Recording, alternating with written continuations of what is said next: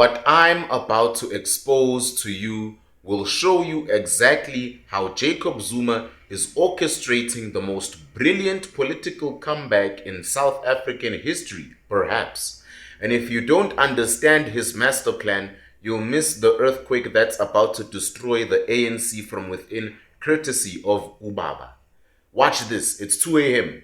at ANC headquarters. The corridors are empty, but somewhere in those offices, senior ANC leaders are losing sleep over one terrifying reality. Jacob Gedleyihlekisa Zuma is back. He. And this time he's not just back as a bitter ex-president writing angry letters. He's back as the head of a political party that's systematically destroying everything the ANC thought was secure forever. Let me tell you what's really happening behind the scenes, because the mainstream media won't dare touch the story. So I will. The Dawn will. There were secret meetings and other gatherings that prepared the ground for the launch of the MK party, and these weren't just casual political chats over tea and scones. These were strategic war councils where Zuma's loyalists planned the systematic dismantling of ANC dominance. While Ramaphosa was busy counting his cattle and making speeches about renewal, Zuma was quietly building an army. Here's where it gets absolutely terrifying for the African National Congress. Zuma is back to haunt the KwaZulu-Natal as the AMK party secured parliamentary seats. This is not just symbolic, this is an existential threat to ANC survival. KwaZulu-Natal was supposed to be the ANC's impregnable fortress. It's their stronghold, their power base, their guaranteed votes. But Zuma didn't just crack that fortress. He's demolishing it brick by brick. Backed by the controversial ex-president, Umkhonto Esizwe is challenging the ruling ANC in Zuma's home province. Think about the psychological warfare here. Zuma is literally conquering his own former party in their own backyard. The party rose to prominence in December 2023 when former President Jacob Zuma announced that while planning to remain a lifelong member of the ANC, he would not be campaigning for the ANC in the 2024 South African general election and would instead be voting for the MK. This wasn't just a political announcement. This was a declaration of war. Zuma basically said, I'm keeping my ANC membership, but I'm going to destroy you from the outside. Get what I mean? It's the ultimate political chess move. Maintain legitimacy as an ANC member while building the weapon to destroy them. Almost genius. Here's the idea that's causing panic attacks at Luthuli House. The latest IPOS poll found that the ANC is losing support. It's polling at 40%, down from 43% 6 months ago, while Zuma's party is on the rise, even though its vote share is still small. But here's what they are not telling you. It's not about the current vote share, it's about the trajectory. While the ANC is mortgaging support, MK is gaining momentum. That is a recipe for political disaster. If, as is speculated, Zuma can distract into his ranks disaffected members of the ANC who are hostile to the unity government, this could collapse the coalition government, especially if the ANC polls badly in the 2026 government elections. This is Zuma's nuclear weapon. He is not just building an opposition party, he is building a magnet for every ANC member who is fed up with Ramaphosa's leadership. Every disappointed comrade, every passed over cadre, every corruption-accused minister looking for protection, they all have a new home with Msholozi. These letters contained serious allegations about unauthorized coalition discussions with the African National Congress, the ANC. The documents gave recipients a 7-day ultimatum to respond to the accusations, creating immediate tension within the party. Zuma is playing mind games at the highest level. He is sending ultimatums like he is still president, creating chaos within his own party to maintain control while simultaneously destabilizing the ANC through uncertainty about potential defections. Zuma has said he wants the country to get back on track and thinks that the ANC has, I quote, lost its way. This isn't just about political rhetoric, this is psychological warfare. Zuma is positioning himself as the true defender of ANC values, while painting Ramaphosa as the one who betrayed those values. It's brilliant.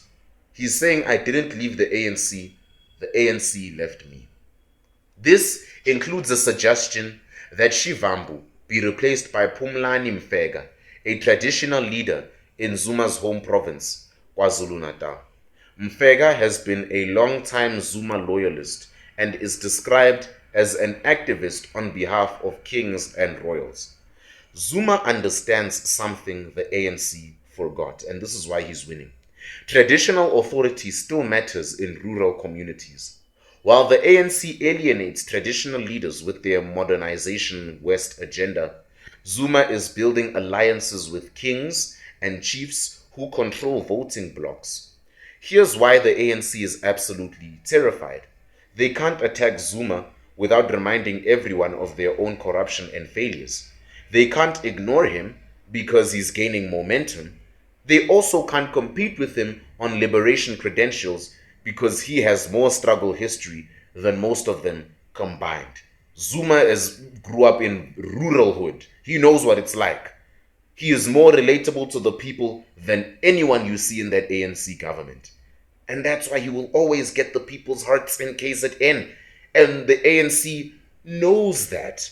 Every attack on Zuma just reminds people why they are fed up with the current ANC leadership. Although the ANC has yet to formally respond to the MK Party's document, the Africa report understands it caused significant uproar among ANC leaders on Wednesday. The document was quietly posted on the MK's website front page. Zuma is causing significant uproar among ANC leaders with strategic document releases. This isn't random. This is calculated psychological pressure designed to create cracks in ANC unity. Every leaked document, every strategic revelation, every public statement is designed to make ANC members question their loyalty and consider stepping up. The real genius of Zuma's plan isn't about immediate national power. It's about the 2026 local government elections. If MK performs well there, it's going to prove that Zuma delivers votes consistently. That's when the floodgates of ANC defections will open. Smart ANC politicians will start hedging their bets. They'll start creating parallel relationships with the MK just in case, you never know. Once it starts, it becomes an avalanche. Here's the X factor that terrifies the ANC most. The trial has since been set for April 2025. Zuma's corruption trial isn't just about justice, it's about political theater. Every day, court gives Zuma a platform to remind South Africans about state capture, the Guptas, and who was really running the country during those years. It also keeps him in the headlines and positions him as a victim of political persecution. So it kind of makes him look like a savior. Because previous ANC breakaway parties failed because they lacked liberation credentials and struggle history. Zuma has both in abundance. He was in exile, he was in the underground, he was in prison, he grew up really in a terrible environment. His credentials are unquestionable. This isn't just another opposition party. This is the ANC's own history being used against them. Combine these factors and you have the perfect storm. Economic crisis under Ramaphosa's leadership, widespread corruption fatigue, nostalgia for stronger leadership, ANC internal divisions, and Zuma's liberation credentials, KwaZulu-Natal power base, strategic traditional leader alliances as well. Now here's the ANC's fatal mistake amidst all this chaos. Because the ANC thought removing Zuma would remove their problems and solve them all. Instead, they created their most dangerous enemy, a former president with nothing to lose, who cannot go to jail, unlimited time to plan revenge, and deep knowledge of their secrets and weaknesses. Jacob Zuma isn't just making a political comeback, he is orchestrating the systematic destruction of the ANC from the outside while remaining technically loyal to them. It is the ultimate political revenge fantasy playing out in real time. Remember, there was a point Zuma was at the very top of the food chain. He knows everyone's secrets, he knows everyone's skeletons, he has everyone's files. This isn't just about MK versus ANC. This is about Zuma reshaping the entire South African political landscape, with him being on the front cover. The ANC has created a monster because when they thought they could discard Zuma like yesterday's newspaper, he's back, stronger than ever, with his own party, his own agenda, more experience, and his own plan for political revenge that could destroy everything they built. So subscribe now to The Dawn, because this political drama is far from over, and share this analysis with everyone who needs to understand that Jacob Zuma isn't just back, he is back for blood. When you force a former president into political exile, make sure he stays there, because his return might be your political funeral.